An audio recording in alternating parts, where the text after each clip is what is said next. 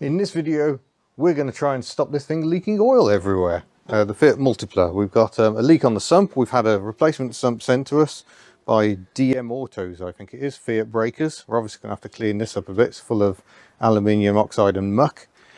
So we'll clean that up. And we're also discovering things, there's obviously a bolt that goes through the sump there.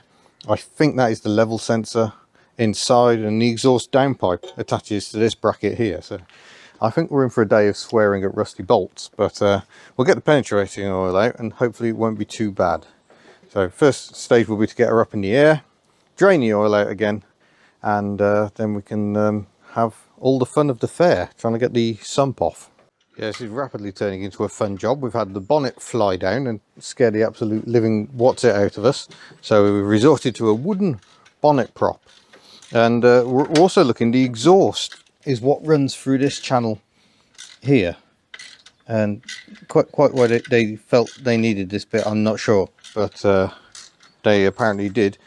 So really you need to drop the exhaust. We're hoping we can get away with not doing that, because the downpipe bolts don't really want to move and we don't want to force them and cause other problems, so we're trying to remove this bracket instead. But yeah, I think the entire stud is coming out. This is a nut on a stud, and it sounds like the whole stud is coming out. So that's good fun. I have started cracking the sump bolts with these handy items. Of course it uses two sizes because Italian, but yeah, they seem to be cracking quite nicely. Don't believe there's a gasket on the sump. I think it is just magic goo. So hopefully we just clean up the surfaces on the car and the sump, and all will be well. But getting access is the first challenge, and it's quite difficult to film as well, because we've discovered what goes through here is a big bolt for the intermediate drive shaft, intermediate bearing on the drive shaft, because it's quite a long drive shaft coming from the gearbox over on this side of the car all the way over to here. And I'm hopeful that we don't have to remove the entire drive shaft. We can just undo that bolt, which goes right through here, and all will be well. We are indebted to Peter Barrett, who we know on Twitter, as well as following the channel. He donated towards the cost of this sump, so thank you very much. That sump ended up costing just over £100 delivered, and his donation gave me the confidence to go ahead and do that, because I was thinking I can't really justify that expense. So thank you very much, Peter. He runs a website called gonenotgone.com, where you can leave a virtual message for friends and family to be played after you've died, which is an intriguing concept, a way of ensuring that what you want to say to people can be said. So very intriguing. gonenotgone.com. Thanks, Peter. While Mark is gently cursing underneath the Multipla, let's discuss some other things it needs. Clutch slave, I think, is kaput. Or it's not completely kaput, it's certainly not great. I have to pump the pedal several times before I can get it out of gear to even start it. So that suggests something's not great. So I've ordered one of those up. That's another £28, I think. But it shouldn't be too difficult to fit. At least you haven't got to take the gearbox off. It's not like some stupid BMW-esque cars I can think of. We've also got some serious negative camber going on with this rear wheel.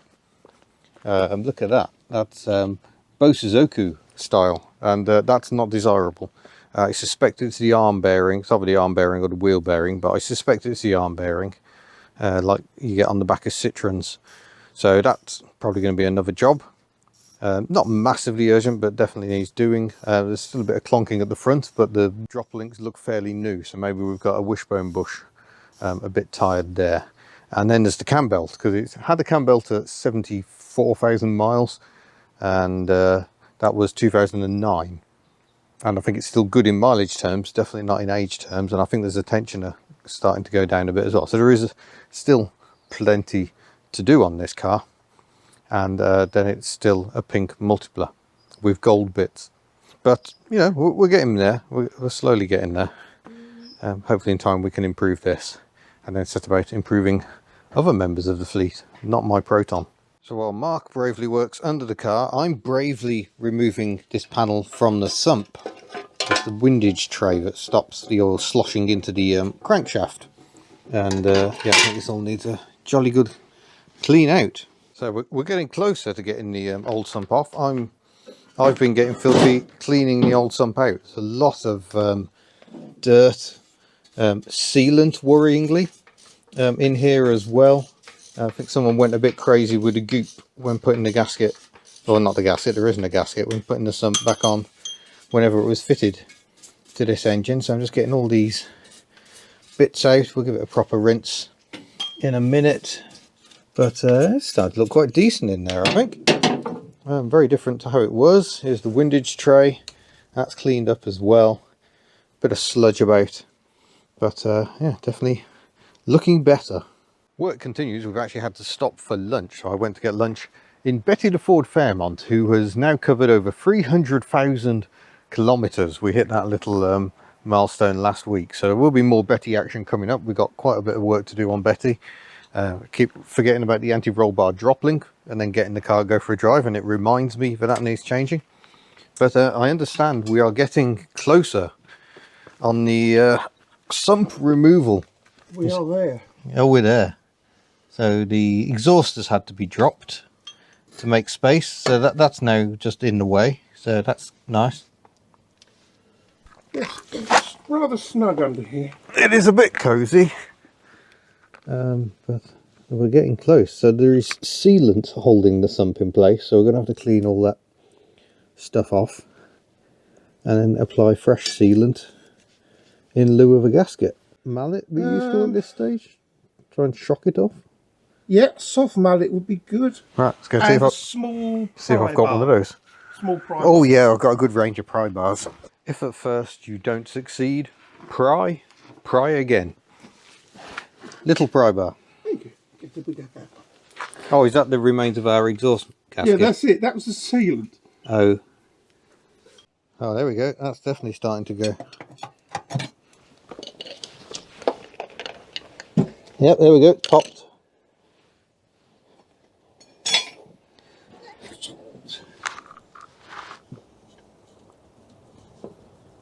Come on, sump. Come on. Oh! Is there actually room to get it out? Can we go back passenger side a bit? Okay, let's have a feel in here. Oh yeah, there we go. Yeah, we are caught on the oil pickup. So the oil pickup is this tube here. It's got a wide base plate on the bottom, which is caught in the bottom of the windage tray at the moment. The question is, can we unhook it from that somehow?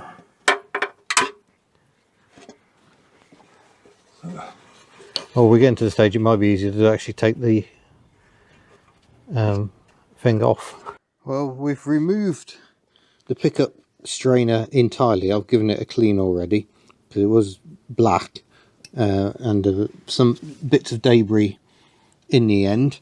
I think if you just loosen this up a bit, it'll give you enough movement to then get the sump off, because this is sitting in there and you can't move this enough due to the subframe being under here to get it out as it is. But look at all this sealant in there. Oh, bit of plastic. Yeah, well, that should be over the top of that sensor.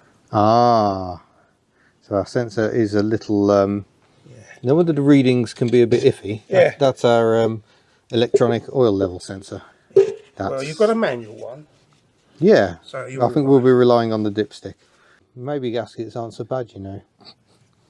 Alright, just smear sealant all over it. But actually, this tray is fairly clean, and there's not too much. No. I think this is in better health than the engine the sump, our spare sump came off. But yeah, there's the little wires for the electronic dipstick. That's a bit of a shame. Yeah, we're just trying to see how well my repair has adhered, but I think it's adhered fairly well. I think the problem is it hasn't actually cured sufficiently because of oil. So I think it's not leaking around the edges of the repair, it's coming straight through the middle. Right, now we start swapping stuff over. Yeah, so we'll get this to new sump. Get this pan cleaned up, get that fixed. Yeah, keep it. That can go as a. Keep it as a spare. You can take that up to the keep it as a spare, or take it up to the NEC, get your money back. Yeah. There's bound to be somebody out there who's got problems.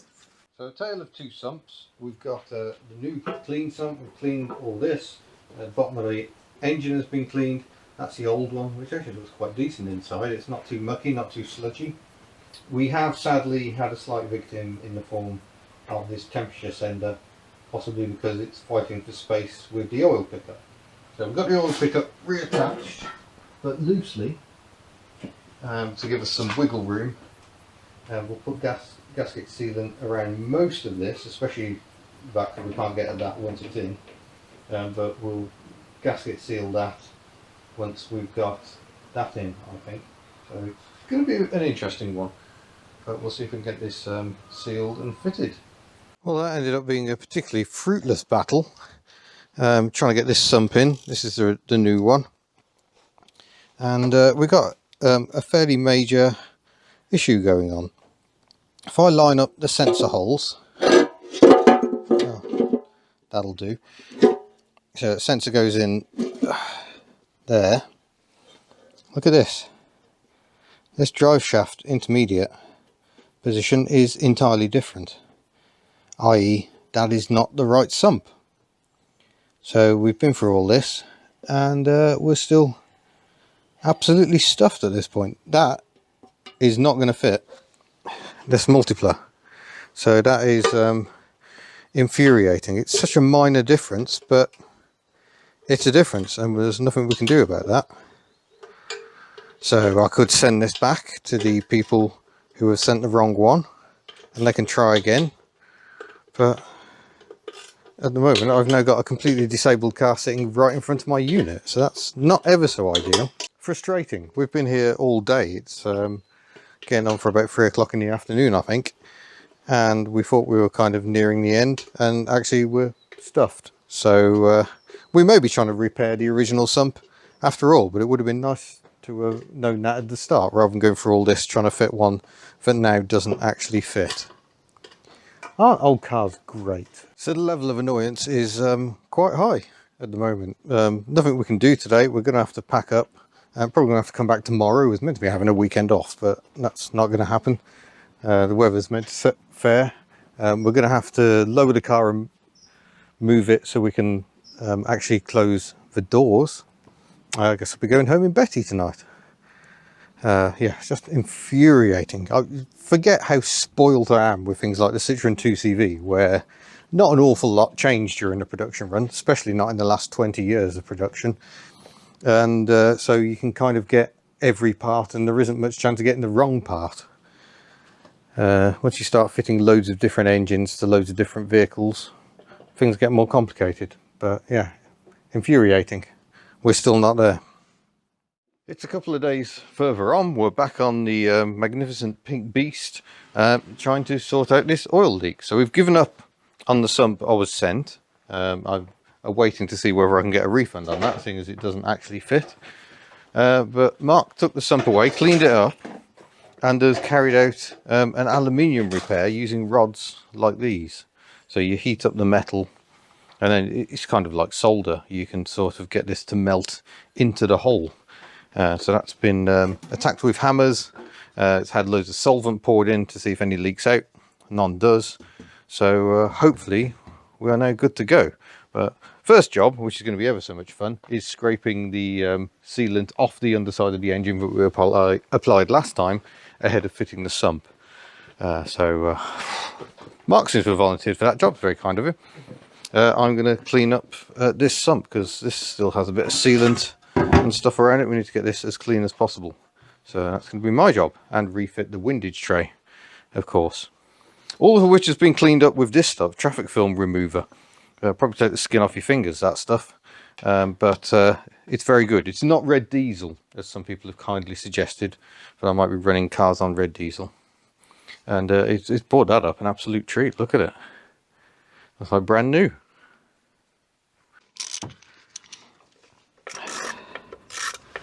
It's a monumental occasion. We've got the sump on. That has been considerable ball ache, but or bolash to those who don't speak English.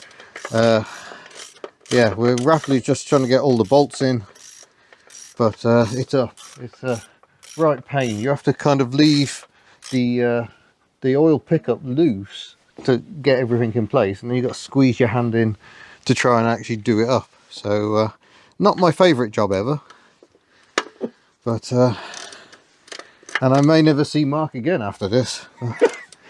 You might be stuck under here. Yeah, or you might just be stuck there forever. Yeah. But yeah, just getting in all these sump bolts, of which there are a great many. While we have a tea break and recover, if you're wondering why on earth this car looks like this, it was done for sport relief. So we've got Peter Crouch as the rear wiper. It did have chrome stacker pipes up the back when I got it, but I wasn't particularly keen on them, so I've taken the side pipes off. I don't think they were very secure.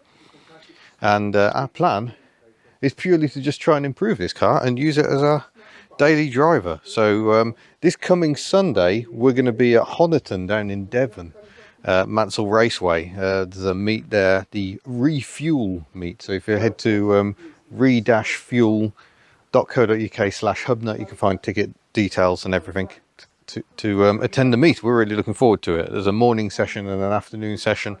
We're going to be there, the Hublets are going to be there, the Hubnuts are probably going to be there as well. So it'll be our first family outing in this vehicle. So we'll get as much stock in it as we can. There's a pretty decent sized boot after all, and yeah, we'll hopefully see you there, and you won't be able to miss us, that's for sure. Right, we're just going to finish buttoning up a few things. The exhaust downpipe needs refitting, but I think that's probably about it. I think everything else is there now, so we'll just let that stuff cure a bit before we pour fresh oil into the engine, and then we'll give it a start and see whether we've actually accomplished anything. So let's keep those fingers crossed, eh? Well, we think we're there. We've got the engine refilled with oil. We've checked the gearbox oil level because it was discovered the end of the gearbox was slightly loose and oil was leaking, but actually the level's still over. It's looking dry as a bone so far, I think. Yeah, it looked like a drop of oil then. That caught. I was just going, oh no! I think we're good. We'll just get the oil warmed up a bit. But I think we're going to be alright. Check we're in neutral. Take off my no oil sign. What? That was a no oil sign? Yeah. Oil sensor faulty. Surprising that, because we broke it. Contact garage. How did you break the oil sensor? It snapped off slightly. Listen to that beautiful engine. It's a sweet symphony. So hopefully that is the start of improvement works on this vehicle. Incidentally, the windows only go that far down. Unfortunately, I don't think it's leaking. Ah, he is disappointed. He hates this car. He was thrilled the other day when we picked him up at school in it. How are we looking? Good. There's definitely something a bit tensiony going on down this side of the engine, isn't there? Hopefully you'll be alright for the trip down to Devon. So there we go. It's been mildly traumatic, but we have got there. Mark's repair seems to be holding up very nicely. We've got no puddle under the car at all, not so much as a drop. So that's an awful lot better. Still got things to do. We need to sort out clutch, gearbox, timing belt, rear suspension by the look of it. But we are slowly getting there with this most ridiculous of vehicles, which never fails to divide opinion. I know there are some people who are going to miss out because they're not actually watching the videos because they're so offended by the sight of this car that they refuse to have anything to do with it, which I think is terribly sad. I love this car. No? Mini Hubnut does not necessarily agree with the rest of the family on this matter. But yeah, we're now all set, so hopefully we will see you with this car down in Devon next week at the time of recording. And otherwise, we look forward to seeing you in a future video. Farewell.